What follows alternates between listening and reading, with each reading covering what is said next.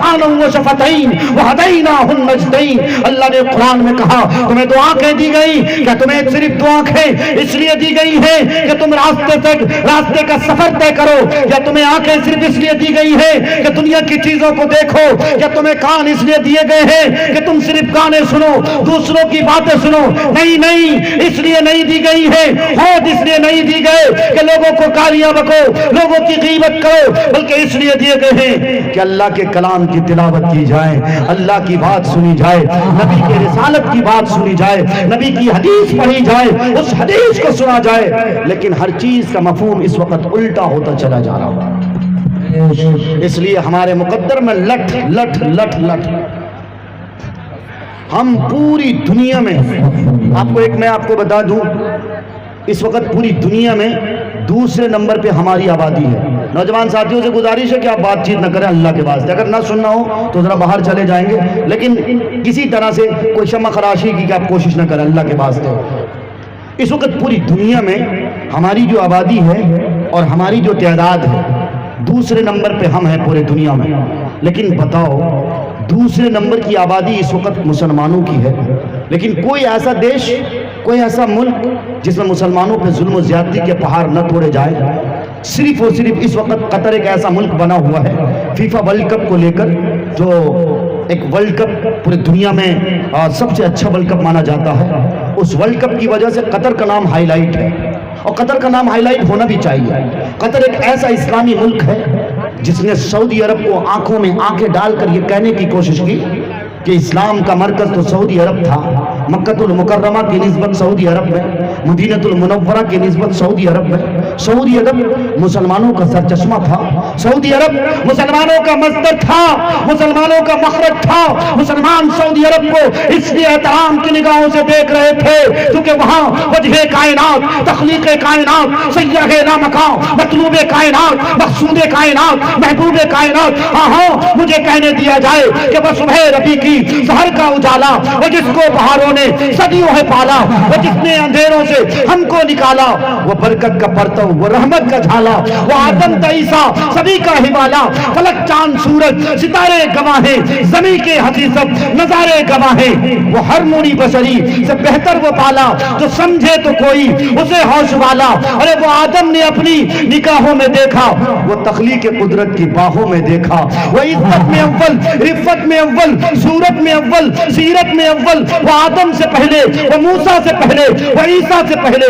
ارے وہ توحید رب کی سنانے ہے آیا، وہ امت کو سینے لگانے ہے آیا، وہ آباد کرنے جہان آ گیا ہے، وہ سب کی خوشی کا سامان آ گیا ہے۔ کون آیا؟ کون آیا؟ وہ کسرا کی محلیں گرے جا رہے ہیں، وہ رومی و شامی مرے جا رہے ہیں، یہودی بھی دیکھو مرے جا رہے ہیں، عیسائی بھی دیکھو گرے جا رہے ہیں۔ کون آیا؟ کون آیا؟ جمال معلا، کمال تعالی، نگاہوں کی جنت، نبوت کا تالا۔ جمال معلا، کمال تعالی، نگاہوں کی جنت، نبوت کا تالا۔ وہ مقصود کونوں مکان آ گیا ہے، ہیرا سے وہ سوئے فران آ گیا ہے، روایت بتانے حسان آ گیا ہے، وہ سارے کا سارا قرآن آ گیا ہے، خدا کی زمین پر بیان آ گیا۔ نعرہ تکبیر، نعرہ تکبیر۔ حضرت مولانا مفتی معروف راہی صاحب، حضرت مولانا مفتی معروف راہی صاحب، وہ نبیوں میں رحمت لقب پانے والا، مراد غریبوں کی بل لانے والا، مصیبت میں غیروں کے کان آنے والا، اپنے پرائے کا غم کھانے والا، فقیروں کا ملجا ضعیفوں کا ماما، یتیموں کا والی غلاموں کا مولا، اتر کر پھر اپنے قوم آیا اور ایک مسئلہ کیمیا ساتھ لایا، بول دو صلی اللہ علیہ وسلم۔ بزرگوں، ساتھیوں، ہم مکہ المکرمہ اور مدینہ المنورہ کی وجہ سے، لیکن سعودی عرب کی حکمرانی کی بدتمیزی، اللہ معاف کرے، دعا کریں اللہ ہدایت دے۔ شیخ ابی طالب، شیخ صالح بن ابی طالب دامت برکاتہم العالیہ، جو اس وقت جیل کی سزا کاٹ رہے میڈیا کے ساتھی بھائیوں، اس بات کو آپ ضرور وائرل کرنا۔ سعودی عرب کی یہ حکمرانی کس قدر بدتمیزی پہ تلی ہوئی ہے کہ شیخ صالح بن ابی طالب نے صرف حق بات کا اعلان کیا اور حق بات کو دبائیں گے تو حل پوری دنیا میں اعلان کیا اور کہا کہ یاد رکھو سعودی عرب ایک اسلامی ملک ہے، اس میں مکہ المکرمہ ہے، یہاں روضہ رسول ہے، میرے نبی تشریف فرما ہے، میرے نبی آرام فرما ہے، اس ملک میں کسی طرح کی کوئی بدعملی کی گنجائش نہیں، یہاں فحاشی کے اڈے نہیں کھولے جائیں گے، یہاں کسی طرح کا کوئی سینما ہال نہیں کھولا جائے گا، یہاں لڑکیاں بالکل اکڑ کر اور اترا کر نہیں ناچ سکتی۔ نبی طالب کی اتنی سی غلطی تھی، اتنی سی ان سے بات ہوئی تھی، لیکن بتاؤ تو صحیح، اے سعودی حکمراں جو یہودیوں کے نقش قدم پر چل رہی ہے، انہوں نے کیا کیا؟ شیخ صالح بن ابی طالب کو، جو شیخ صالح بن ابی طالب نے یہ بات کہی، آپ سینما ہال پہ پابندی نہیں لگاتے، آپ شراب کے اڈے کھلوا رہے ہو، آپ نوجوان لڑکیوں کو ڈانس کرواتے، نوجوان لڑکیوں کی زندگی برباد کرتے، لیکن کبھی شرم نہیں آئی کہ یہاں تبلیغی جماعت آ جائے تو تبلیغی جماعت پر پابندی لگ جاتی؟ کیا تم اس لیے مسلمان ہو؟ مسلمانوں یاد رکھو، مغربی تہذیب و ثقافت کے لیے تمہیں لڑنا ہوگا۔ اس مغربی تہذیب و ثقافت نے ہمیں برباد کر دیا، ہماری بیٹیوں کی عزت نوچ لی ہے، ان کی زندگی سے جو حیا تھی وہ رخصت ہو رہی ہے۔ اس بات کا کہنا تھا، اتنی سی تقریر کرنا تھی۔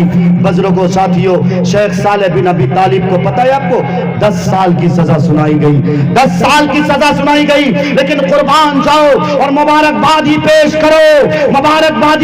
کرو قطر کے حکمراں کو، قطر کے حاکم وقت کو۔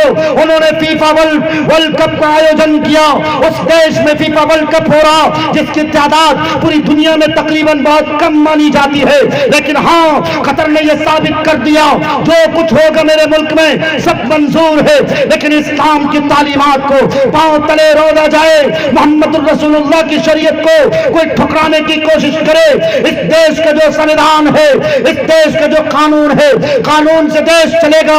اگر فیفا ورلڈ کپ ہوتا بھی ہے، یہاں نوجوان لڑکی اگر آئے گی بھی تو پردے کے ساتھ آئے گی، girl friend boy friend x friend boy friend کا کوئی رشتہ نہیں ہوگا۔ اگر لڑکیاں آتی ہیں تو صرف اور صرف پردے کے ساتھ آنے کی اجازت ہوگی۔ اگر کوئی شراب پیے گا، شراب پینے پر چونکہ قطر میں بینڈ ہے، پابندی ہے، اس لیے اگر کوئی شراب پینا چاہتا اپنے دیش سے شراب خرید کے لائے گا اور اپنے بند کمرے میں پیے گا، لیکن اگر کوئی پیتا ہوا دکھ جائے تو پھر قطر کے قانون کے مطابق اسے سزا ملنی ہے اور جیل کی سلاخوں میں اسے جانا ہے۔ اس لیے میں برموترا کے بھائیوں سے، اپنے برگھاما کے بھائیوں سے، اپنے بیر نگر بسریا اور جہاں سے بھی آپ تشریف لائے ہو، دعا کرو قطر حکومت کے لیے کہ اللہ تبارک و تعالیٰ ایسے ہی اسے اسلام کی خدمت کرنے کی اور محمد رسول اللہ صلی اللہ علیہ وسلم کی شریعت کو اجاگر کرنے کی توفیق عطا کرے۔ بزرگوں ساتھیوں، ہمارے بیچ چونکہ جناب قاری سہراب صاحب چاپدانی تشریف لا چکے ہیں، مجھے تو وقت لمبا دیا گیا تھا، لیکن میری عادت نہیں کہ اپنے بڑوں کے سامنے زیادہ لفاظی کروں، اور چونکہ وہ مقصد اصلی بھی لے کے آتے ہیں، اس لیے مقصد اصلی کو کبھی فوت ہونے نہیں دینا چاہیے۔ بس میں آپ سے آخری گزارش کرتا ہوں، جو کہ میں نے قرآن کی آیت پڑھی تھی، لقد کان لکم فی رسول اللہ اسوۃ حسنہ۔ بزرگوں ساتھیوں، میری عزت دار ماں بہنوں، آپ بھائی میرے، آپ بار بار آواز کو گھٹاتے بڑھاتے ہو، ایسا نہ کرو، آواز یکساں رکھو۔ انشاءاللہ بس مختصر سے وقت میں میری بات ختم ہو جائے گی، پھر اس کے بعد انشاءاللہ حضرت تشریف لائیں گے، لوگ بھی ماشاءاللہ جڑ گئے ہیں۔ میں آپ کو آخری بات بتا رہا ہوں، میں نے جو قرآن کی آیت پڑھی ہے، نوجوانوں آپ سے خصوصاً میں ایک بات یہ کہنا چاہتا ہوں، آپ کی زندگی میں محمد رسول اللہ کی تعلیمات ہے یا نہیں ہے؟ اپنی زندگی کو ٹٹولو، اپنے دل پہ ہاتھ رکھ کے بتاؤ۔ اور میں نے جو حدیث پڑھی تھی، متفق علیہ حدیث ہے، لا یؤمن احدکم حتی اکون احب الیہ من والدہ وولدہ والناس اجمعین۔ دنیا میں انسان سب سے زیادہ کس سے محبت کرتا ہے؟ اپنی اولاد کے لیے محبت کرتا ہے۔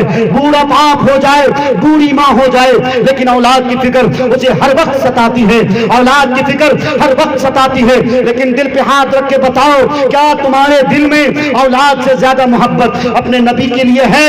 اگر نبی کی محبت تمہارے دل میں نہیں ہے تو یاد رکھو تم مسلمان نہیں ہو۔ میں اس کا صاف صاف مفہوم یہی بتاتا چلوں، آپ مومن نہیں ہو۔ میرے نبی نے فرمایا لا یؤمن، وہ مومن نہیں ہے، وہ شخص مومن نہیں ہے جس کی زندگی میں نبی پاک صلی اللہ علیہ وسلم کی محبت، جس کے دل میں نبی کی محبت دنیا کے سارے لوگوں سے زیادہ، حتیٰ کہ اس کی ماں کی محبت سے زیادہ اس کے باپ کی محبت سے زیادہ, اس کے آل اولاد کی محبت سے زیادہ, اور دنیا میں جتنے ان کے محبوب لوگ ہیں ان سارے لوگوں کی محبت سے زیادہ, جب تک اس کے دل میں نبی کی محبت نہ بسے. اب فیصلہ آپ کو کرنا ہے کہ آپ کے دل میں نبی کی محبت زیادہ ہے یا اپنے اولاد کی محبت زیادہ ہے, نبی کی محبت زیادہ ہے یا اپنے والدین کی محبت زیادہ ہے, نبی کی محبت زیادہ ہے یا نوجوانوں کے دلوں میں گرل فرینڈ کی محبت زیادہ ہے. نوجوان نسلیں اس وقت بربادی کے ایسے دہانے پہ کھڑی ہیں. ان نوجوان نسلوں کی وجہ سے مجھے ایسا لگتا ہے کہ شیخ صالح بن ابی طالب دامت برکاتہم نے جیل جاتے جاتے جو قیمتی بات کہی تھی, اگر ایسا ہی ہوا کہ سعودی حکمراں نے اپنی بدتمیزی سے اس نے توبہ نہیں کری اور یہودیوں کے نقش قدم پر چلنے سے اس نے توبہ نہیں کی, وہاں کی حکومت اگر باز نہیں آئی تو یاد رکھو یہ دنیا بہت دن تک ٹکنے والی نہیں. بہت جلد اللہ تبارک و تعالیٰ اس دنیا کو اٹھا لے گا. قیامت کا منظر لوگ دیکھنے والے ہیں, اس لیے کہ اب علوم نبویہ کو اٹھایا جا رہا ہے, تعلیم اٹھائی جا رہی ہے, شراب نوشی عام ہوتی چلی جا رہی ہے, زنا کے راستے کو آسان کیا جا رہا ہے. قیامت کی بہت بڑی بڑی علامتوں میں سے بخاری شریف میں جو 3 علامتیں سب سے بڑی بتائی گئی ہیں, ان میں سب سے پہلی علامت یہ ہے کہ اللہ کے احکام کو, نبی پاک صلی اللہ علیہ وسلم کی شریعت کو دنیا سے اٹھایا جائے گا. دوسرے نمبر کی جو برائی بتائی گئی ہے وہ دوسرے نمبر کی برائی یہ ہے کہ لوگ نکاح کو مشکل کام بنا دیں گے, لوگ نکاح کے عمل کو بڑا مشکل عمل بنا لیں گے اور زنا کو بہت آسان کر دیں گے. زنا کے راستے کھلتے چلے جائیں گے. تیسری اہم بات یہ بتائی گئی کہ شراب نوشی عام ہوتی چلی جائے گی, سٹہ بازی عام ہوتی چلی جائے گی, لڑکے نشے کی طرف خوب بڑھتے چلے جائیں گے. آج کی یہ نوجوان نسل, معاف کیجئے گا, اپنے باپ کے سامنے, اپنے بڑے بھائی کے سامنے, اپنے چچا کے سامنے, اپنی ماں کے سامنے سٹائل کے ساتھ سگریٹ پیتا ہے اور پتہ نہیں گانجے اور افیون جیسے اتنے گرانے, اتنے گھنونے نشے کرتا ہے کہ اپنی زندگی کو تباہ و تاراج کرتا ہے, اپنی زندگی کو برباد کر دیتا ہے. اس نے میری نوجوان نسلوں